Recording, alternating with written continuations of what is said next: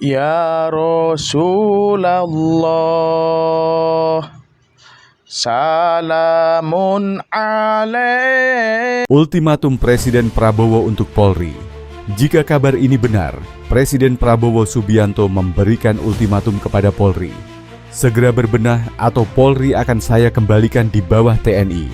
Sebuah langkah tegas untuk mengembalikan marwah institusi. Kepercayaan publik terhadap Polri terus menurun akibat ulah oknum yang menyalahgunakan jabatan hingga memanipulasi kasus. Suara rakyat pun semakin lantang meminta perubahan. Presiden mendengar jeritan rakyat. Namun, masih ada polisi-polisi baik yang bekerja dengan tulus. Pertanyaannya, apakah Polri bisa memulihkan kepercayaan ini? Menurut kalian, apakah langkah Presiden ini tepat? Tulis pendapatmu di komentar. Demi Indonesia yang lebih baik. Tadi malam kita dihebohkan lagi karena ada anggota Polsek Pulau Gadung yang aneh-aneh. Masyarakat datang melapor, bukannya dilayani, tapi yang terjadi justru menyakiti hati masyarakat. Ini saya minta Pak Irwasda, Kabid Propam ini, SPK, SPKT ini tolong ditertibkan para Kapolres ini juga ya. Saya minta ini yang Jakarta Timur segera propos, lakukan sidang disiplin, tuntut dia untuk mutasi tour of area, keluar dari Polda Metro Jaya. Saya sayang sama Anda, tapi kalau Anda tidak sayang sama dirimu sendiri, saya akan perlakukan Anda seperti itu. Catat betul ini ya, ke depan jika ada anggota yang masih menodai kemurnian profesi, saya minta Kabid Propam dan jajaran tuntut dengan hukuman mutasi tour of area. Saat ini kita memberikan acungan jempol untuk Tentara Nasional Indonesia yang telah belajar dari kesalahan di masa lalu dan telah menerapkan disiplin diri yang sangat kuat untuk tidak lagi cawe-cawe dalam politik. Bahkan Presiden Prabowo Subianto terpilih melalui mekanisme demokrasi. Tetapi fenomena sebaliknya justru terjadi pada aparat kepolisian. Polisi yang seharusnya melindungi rakyat justru menjadi ancaman di masyarakat. Gama Rizkinata, siswa SMK 4 Semarang. Budiman Arisandi, warga Palangkaraya. Haryono, saksi pelapor yang saat ini malah dijadikan tersangka. Mereka adalah contoh-contoh kecil dari para korban abuse of power dari aparat kepolisian. Amnesty International mencatat bahwa sepanjang tahun 2024 saja ada 116 kasus kekerasan yang melibatkan polisi. Assalamualaikum warahmatullahi wabarakatuh. Selamat malam teman-teman, saudara-saudari dimanapun Anda berada. Semoga kita semua senantiasa dalam keadaan sehat walafiat, dalam lindungan Allah Subhanahu wa ta'ala. Amin, amin ya rabbal alamin. Jumpa lagi dengan saya Ihsanul Musa, si pecinta kajian.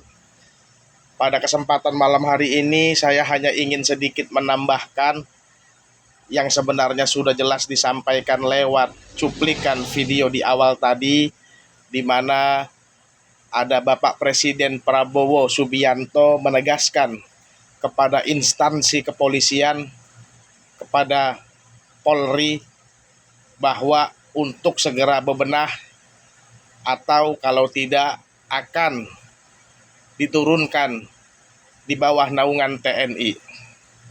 Begitu juga sindiran daripada Mbak Yeni Wahid, putri daripada Kiai Haji Abdurrahman Wahid Gus Dur, yang menyindir mengoreksi daripada kinerja para polisi kita di negeri tercinta Indonesia Raya ini. Bahkan ini termaksud keresahan semua sebagian besar masyarakat kita dari Sabang sampai Merauke, dari Miangas hingga Pulau Rote, terkait sebuah instansi kepolisian. Seperti yang disampaikan Bapak Prabowo tadi, bahwa Anda para polisi, sadarlah bahwa jangankan rumah Anda, kendaraan Anda, maaf cakap, sempak Anda aja itu dari kami rakyat Indonesia. Lewat uang pajak Anda kami gaji untuk melindungi dan mengayomi masyarakat Indonesia. tapi pada prakteknya di lapangan lebih sering terjadi jauh panggang daripada api. Kayaknya anak SD aja udah sering dengar istilah kalau kita kehilangan ayam kemudian kita lapor ke polisi, justru kita keluar sapi atau rugi kambing. Artinya biaya yang kita keluarkan dalam rangka meminta perlindungan daripada kepolisian lebih besar daripada masalah kita sebelumnya. Kayaknya anak SD juga udah sering dengar deh hal-hal seperti ini. Jangan lagi orang dewasa. Belum lagi banyak terjadi, termasuk juga di minggu-minggu ini di sebuah kota Tasikmalaya, polisi salah tangkap kepada 4 orang pelaku pengeroyokan. 1 betul memang dia pelaku, tapi yang 3 salah tangkap. Kadang-kadang ironinya, seorang yang sudah diduga sebagai pelaku ketika diinterogasi terlalu disiksa, terlalu keras, terlalu kasar, dibentak-bentak, bahkan mungkin sangat diintimidasi untuk kemudian dengan sangat terpaksa orang-orang yang tidak bersalah akhirnya ngaku sebagai pelaku. Polisi-polisi ini oknum, lagi-lagi saya katakan, banyak yang demi ingin dapat pelakunya asal tangkap dan malas untuk mencari pelaku yang sebenarnya. Ini kan mempermainkan nasib orang namanya. Baru terjadi di minggu ini di Tasikmalaya kasus pengeroyokan gangster yang mengeroyok salah satu warga di Tasikmalaya. 4 orang ditangkap.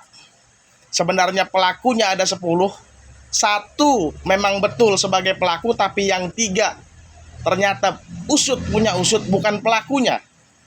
Dan bukan karena salah tangkap, kadang-kadang memang malas kerja. Hal-hal seperti ini yang melukai hati kita masyarakat, yang padahal masyarakat adalah orang-orang yang menggaji Anda. Seperti yang saya sampaikan tadi, jangankan mobil, motor, atau rumah mewah yang Anda tempati, sempak Anda aja itu dari kami, dari masyarakat rakyat Indonesia Raya tercinta ini. Tapi mengapa perlakuan Anda kepada masyarakat berbanding terbalik dari yang kami harapkan?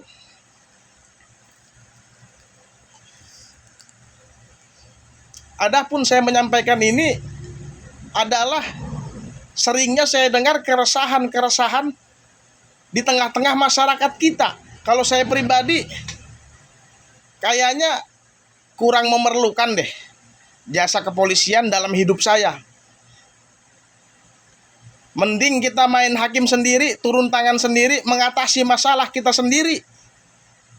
Kalau saya pribadi loh, daripada harus mengadu ke sebuah instansi yang hanya bisa memeras dan memeras.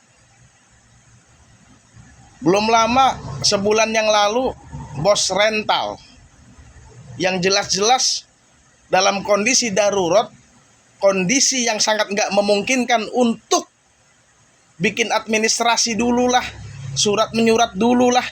Orang pistol udah di depan mata masih disuruh bikin administrasi. Kalau takut kena tembak bilang. Nggak usah nyalah-nyalain korban bahwa si korban ini nggak sesuai SOP atau prosedur. Ada istilah 911 di Amerika untuk bantuan darurat, administrasi belakangan. Yang penting kita selamatkan dulu masyarakat kita ketika dia menghadapi satu bahaya. Jadi ini mungkin yang memicu sering terjadinya hukum rimba di tengah-tengah masyarakat kita. Maling motor tangkap bakar, maling sepeda tangkap bakar. Karena masyarakat sudah muak dan tidak percaya. Sebagian masyarakat sudah capek berurusan dengan kepolisian. Mending main hakim sendiri. Mungkin kurang lebih kira-kira seperti itu.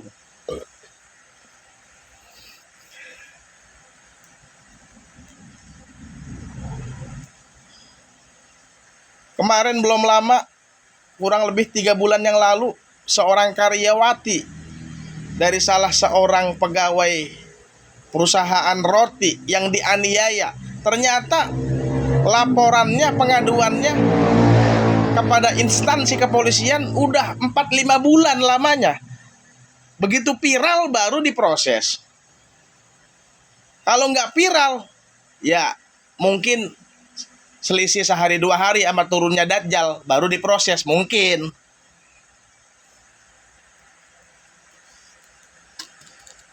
Lagi-lagi saya pribadi masih berbaik sangka bahwa itu oknum dan oknum. Entah berapa persen lagi. Insya Allah saya yakin masih banyak polisi-polisi yang lurus, yang benar, yang bekerja dengan yang semestinya di instansi kepolisian. Tapi tetap Anda harus banyak bebenah. Karena oknum-oknum yang berkelakuan buruk daripada instansi kepolisian begitu banyak. Dan jarang terdengar oknum-oknum yang nyeleweng dari pihak TNI contohnya. Ya namanya oknum di segala bidang pasti ada. Tapi TNI itu nggak seberapa parah. Masih insya Allah banyakan yang benar. Ketimbang yang nyeleweng, ketimbang yang mau pakai aturan sendiri. Tidak seperti instansi kepolisian yang sudah banyak oknum-oknum yang bobrok di dalamnya. Ini bukan cuma saya yang ngomong, Presiden, Mbak Yeni Wahid, dan masyarakat kita dari berbagai lapisan, dari Sabang sampai Merauke, dari Miamas hingga Pulau Rote. Mau sampai kapan? Apakah menunggu instansi kepolisian ini dibubarkan saja? Setiap rakyat harus mengatasi masalahnya sendiri-sendiri saja? Kita lihat nanti bagaimana ke depannya. Tapi yang jelas kalau terus-menerus seperti ini kinerja kepolisian, bubarkan atau taruh dia di bawah naungan TNI seperti yang disampaikan Bapak Presiden Prabowo tadi.